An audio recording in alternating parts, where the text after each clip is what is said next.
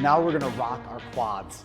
The quads are the muscles in the front of our thighs. And if the quads are tight, sometimes we get strained on the knees. And if our quads are tight, we can't get in a deep squat position. So we're gonna work on our squat, work on some of the tightness in the front of our thigh, starting with our rocker in our lowest level with our small ridges up. From here, I'm gonna start just above the knee and then relax my body. It's important to recognize we want to be mindful of our posture and our overall joint alignment as we're on this. So this wouldn't be an ideal position, nor would this. So I want to be mindful of my posture. From here, I'm going to release the tissue by sinking into the rocker and then rocking back. So here again, I'm using the geometry of the rocker to create that more focal pressure. So I really want you to feel that with me. You're gonna sink into the tissue, then drop down and let the mechanics of the rocker do the work. And once I start to initiate some blood flow and release that tissue, I can start to further add stretch. So this would be what we call a pin and stretch technique, where I'm locking the tissue down and then I'm bringing my heel to my butt. Go easy with this, start gentle. If you want to be a hero, you bring the heel to the butt and rotate your body.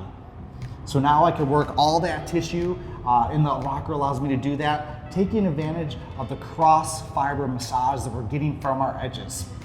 Moving up the chain into our next level of intensity, we could go into our medium zone. So the medium zone ridges offer me more depth and penetration, which is going to be better for our cross fiber massage and overall getting into the tissue for blood flow and intervening on the large surface area that the quad offers.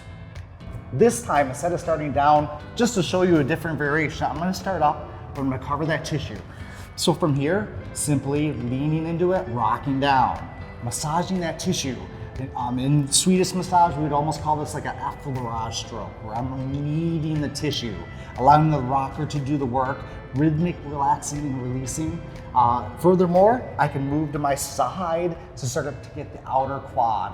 We know this is a popular area that gets tight, especially in runners. Also, working on this tissue will just make your knees feel overall better. Last, we can move into ridge number 3, which is our edge. So for our edge, I'm gonna be nice and easy with how I leverage this on my body. I'm gonna relax my body over, allowing the ridge to get into the tissue. No reason to be aggressive here. Okay? Idea is to breathe as you're doing this. I can rotate my body left and right, windshield wipering my body just to further release that tissue, getting more focal, deep acupressure release. If you want, again, you could add, you're bringing the heel to the butt or rotating your leg. I wanted to take a moment to go over one bonus technique that's especially great for runners. If you ever heard of runner knee or the muscle called your TFL that runs into your ITB, which gives us pressure on the outside of the knee.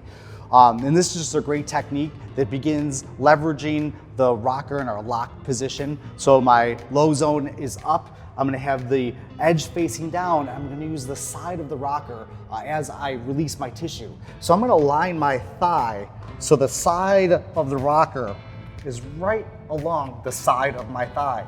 And from here, I'm gonna use the stable surface of the rocker to allow myself to sink in, and I'm gonna angle and orientate my body so I can start to use the side of the rocker into the quad. So I'm getting that area, that little triangle that's up in front of the hip, and I'm just leveraging my body. I'm moving my body so the side of the rocker is getting in to that tissue, and I'm allowing the rocker to do its work. You know, this is a nice deep acupressure point. You could hold this for up to 60 seconds, and that'll really help relieve some of the tension that tends to gather in the outside of the knee. So there you have it. We did our thigh rocking, level 1, level 2, level 3, in addition to showing you a bonus technique that's great for runner's knee.